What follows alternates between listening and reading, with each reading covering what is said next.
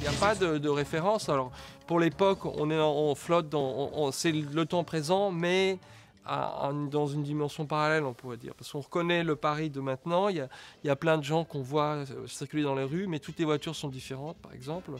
Donc il y a un petit côté un peu démodé, mais on ne représente pas le Saint-Germain des années 50, c'est pas du tout le but.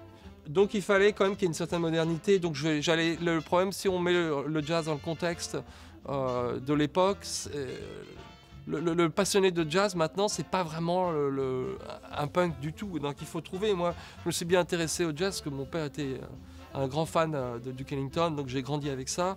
Je me suis intéressé beaucoup à la Fats Waller, par exemple, quand j'ai fait Beacon Rewind. Et j'ai vu qu'à eux, c'était des révolutionnaires, enfin, dans ce qu'ils faisaient, dans leur créativité.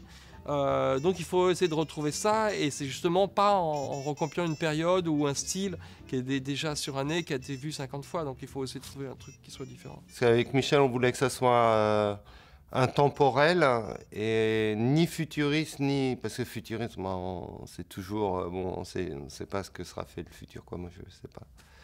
Mais en fait, j'ai essayé de mixer plusieurs époques et pour donner un côté intemporel, comme pour les voitures ou tous les autres décors sont dans la même veine, et j'ai essayé de garder une ligne esthétique, quoi, pour tout le film. En fait, l'appartement, bon, c'est une grosse partie, mais en fait tous les décors annexes, que j'ai mis autant d'importance que dans l'appartement, quoi.